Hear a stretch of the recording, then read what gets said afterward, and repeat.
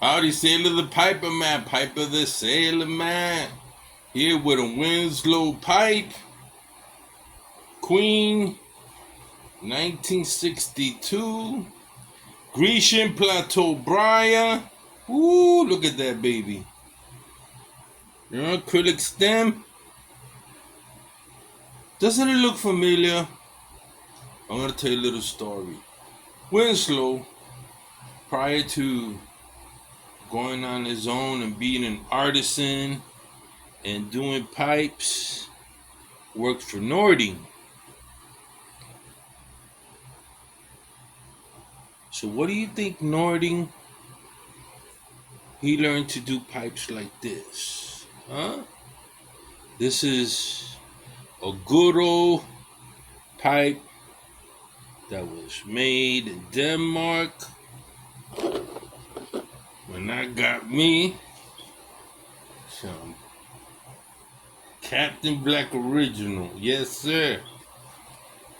My everyday, I like a Captain Black Royal.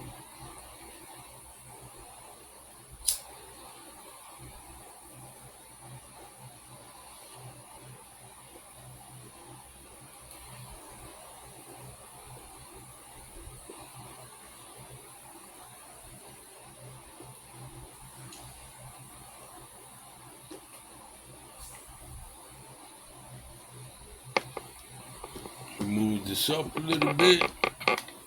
Let me see. Oh yeah, oh yeah. Got my pipe situated.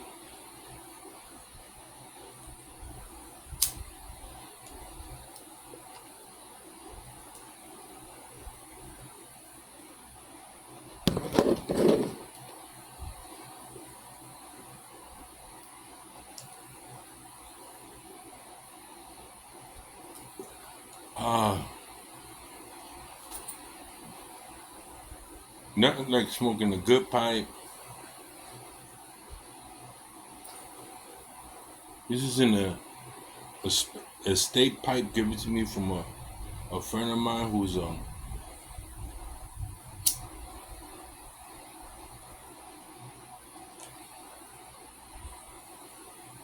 Sailor man, I thought you didn't smoke real estate. I mean estate pipes. I don't smoke estate pipes from people that have died. If you're alive and you give me an estate pipe, I will. So I'm smoking this. Here's the story.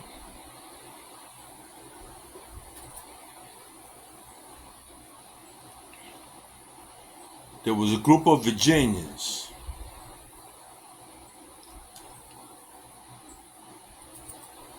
in 1848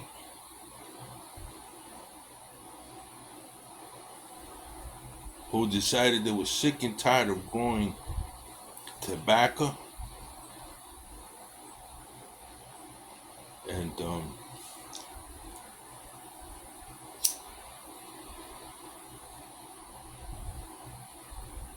so the family decided, half of the family decided to move west to prosper for gold. So they took, I think, one, two, three, four, about 6 wagon trains, and they had a couple of scouts with them and a couple of people that had fought.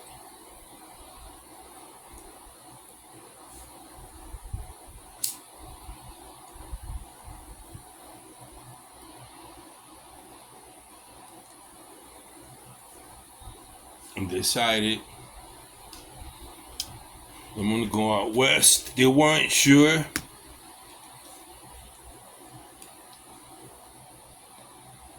We ended up taking the same trail the Mormon Nation took, and they took the Oregon Trail. They took women, children, dogs. One of the wagon trains was full of Virginia tobacco, was full of Virginia tobacco. Another wagon train had tobacco seeds. But they was thinking is to take their business out west.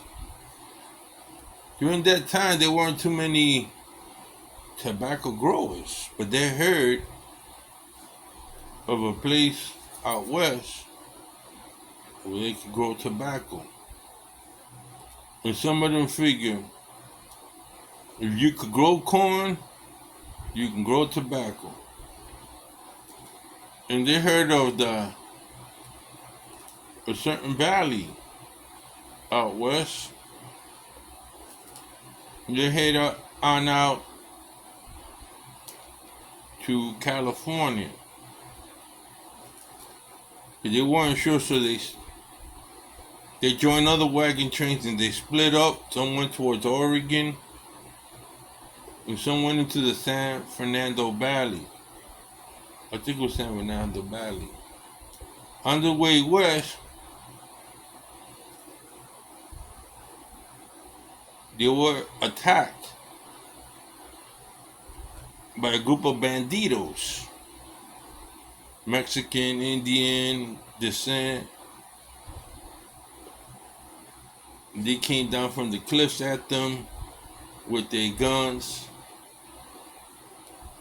The wagon train decided to mosey on down. So as the banditos were approaching,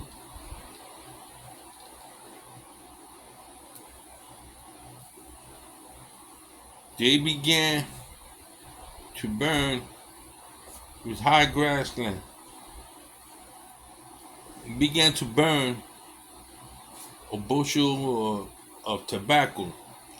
You know, you take tobacco and you take them and you dry them out and you lie them on top of another and you press it. So sadly, I thought they decided to stop for a moment, burn some of it, spread it out, and light a fire.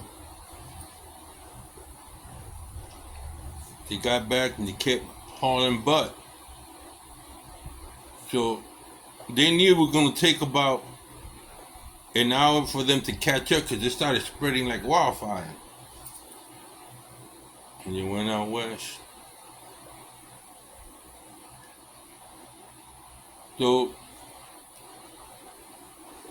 some of them banditos have started to, let's stop. There's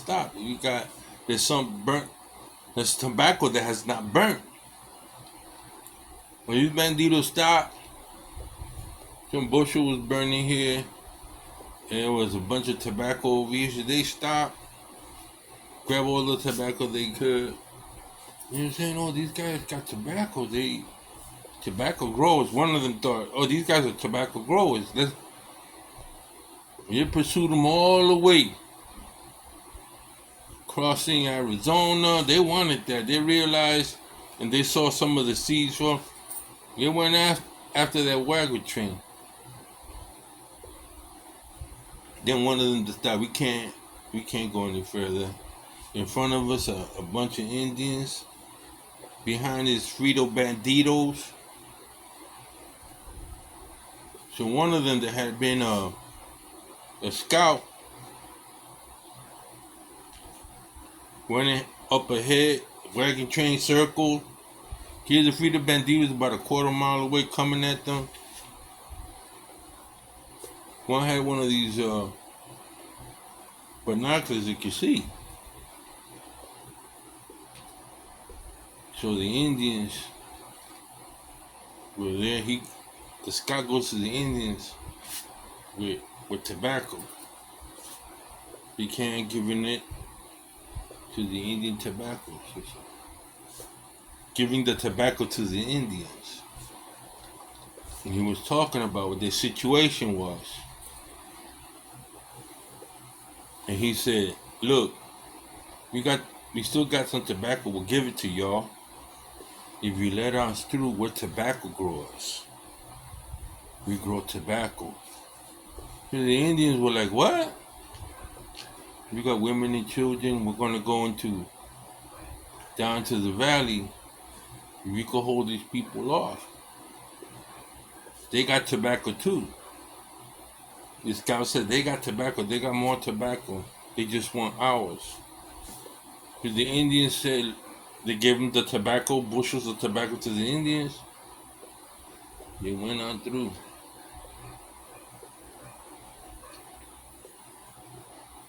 So when they went on through, the Indians held off the bandito and chased the banditos away. And the Indians realized we've been hookwinked. These banditos don't got no tobacco, so they skin those banditos alive. They turn around. They started going after. They started going after the wagon train. And here goes the wagon train. Wagon train thought it was wagon train thought it was safe, right? So they go into this small town in California. When they arrived there, people were yelling, "Indians are coming, Indians coming." And the people in the saloon, the guy goes into the saloon, "The Indians are coming. And why you brought them here? You guys brought, with your wagon train, brought them here." And they said, "We dropped gold out there. They're running toward the gold." So a whole posse from the village got together and decided, well, damn it, if there's gold nuggets, big nuggets, where? Up on that ridge, just before where you see the Indians got 4 tons of gold. A posse of about 40 men, all experienced Indian fighters, got on from that little saloon and outside in the countryside. They went chasing for the gold that this scout said existed. What ended up happening, when all the people left, the wagon train pulled out from the small town. Everybody left. They went in. The wagon people went in. And said, "We got to compensate for our loss." So they stole all the liquor, put it on the wagon train. They headed out that town. All they could hear in the background is all the shooting and everything. This wagon train pulled out with all the rum you could think of and the tobacco seeds. So when they ended up, damn, I forgot that town. Man, they grow a lot of stuff there. I'm trying to think of the.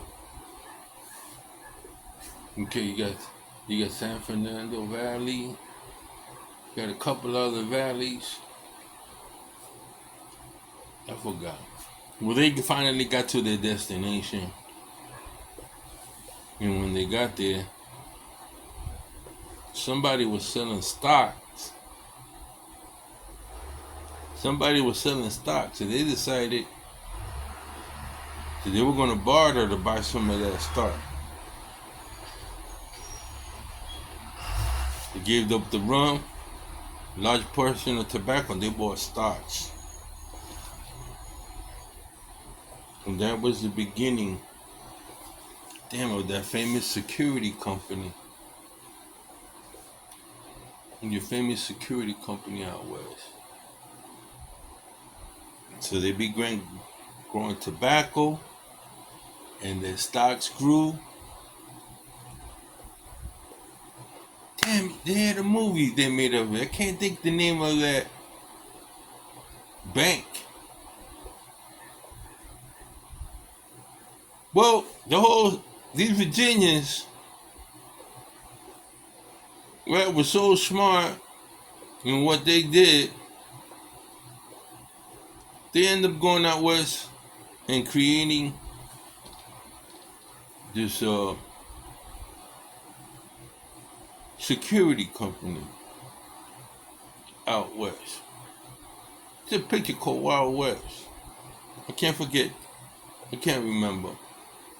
And these Virginians were so smart, they bought shares and they bought more shares of a bank. They kept growing tobacco, turning the tobacco into profit, and brought more shares. So that family became very famous. They had a bank and a security company.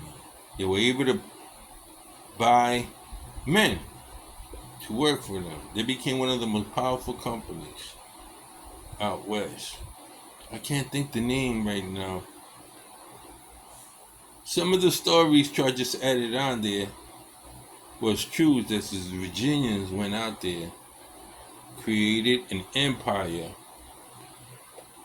through tobacco. The growing of tobacco, the selling of tobacco, stealing liquor, until finally, yeah, they were considered the first mafiosos. American mafiosos, and what they did, they hired handguns, gunslingers, and they created the first security company. Then they created the first ironclad armor company that protected the banks. I can't remember that company. But that's my story. And it's not a great story. But for Virginians to take tobacco, travel the West in that time, deal with Indian fighters, banditos, using their scruples, using tobacco and seed, turn it into profit, tells you how much tobacco was indeed so important back in the 1800s. You can make cigars, you can pipe tobacco. And that's my story. I just thought it was interesting how you can take tobacco with a little engineering, a little motivation, you can make money. And they created one of the first cigar making plants also out there in California. I think the owner created, the Panatella. You see Clint smoking? The Panatella was created out there. That was just my story.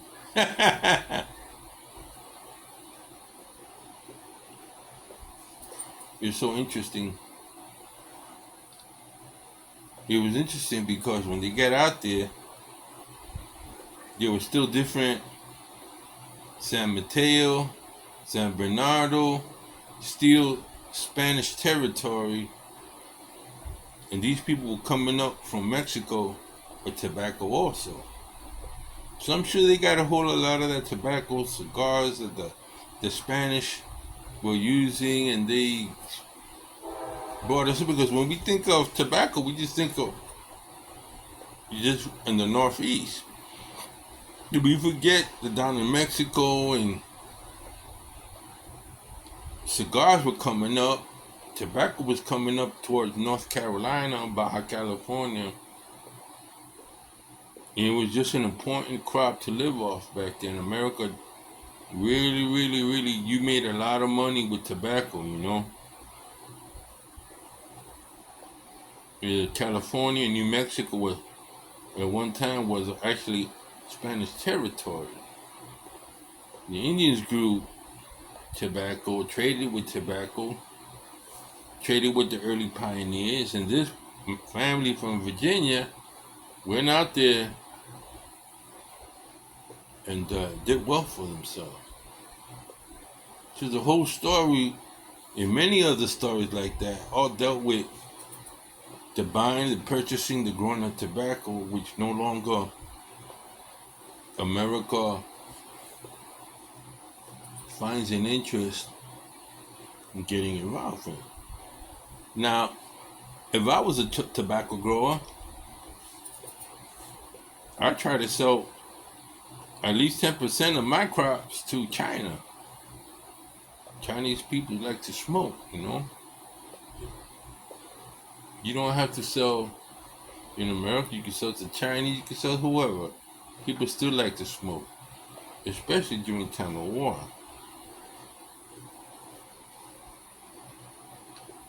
Well, that's my story. I love stories from the Wild West and 1700s. You know, early pioneers. They were, tobacco could save your life, man. Having an understanding how the Indians used tobacco, the peace pipes, and the fact that you was a tobacco grower could save your life. Well, that's it. Say to the Piperman, Piper's the saying, man. Saying off. My small story about tobacco.